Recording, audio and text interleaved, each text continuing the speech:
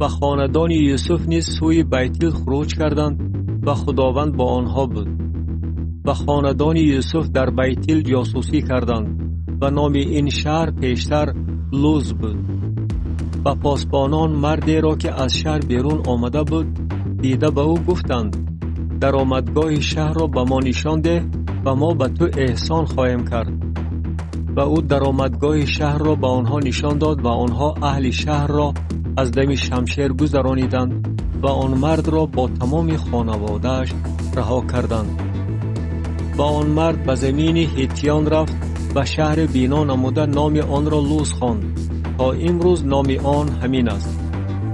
و بنی منشه اهل بیت شعان و دهات آن را و اهل تعنک و دهات آن را و ساکنان دور و دهات آن را و ساکنان ابلعام و دهات آن را و ساکنان مجدو و دهات آن را نتوانستند به در رانند و کنعانیان عزم کردند که در این زمین بمانند. و چون اسرائیل قوت گرفت کنعانیان را خراجگزار خود گردانید ولی نتوانست آنها را به در راند.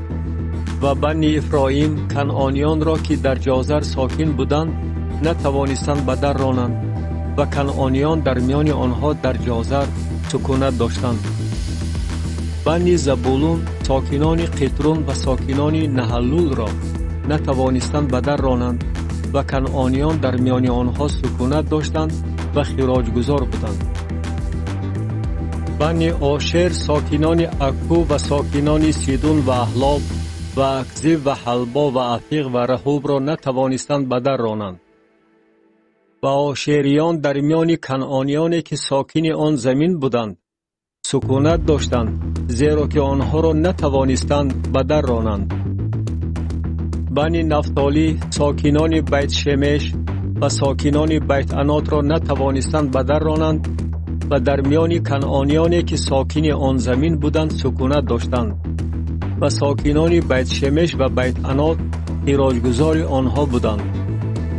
و اموریان بنی دان را در کوهسار فشار دادند، زیرا آنها را نگذاشتند که به وادی فرود آیند.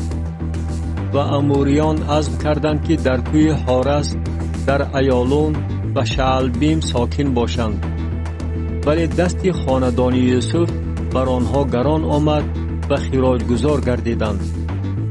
و حدود اموریان از بلندی اقربیم از قله آن بالاتر بود.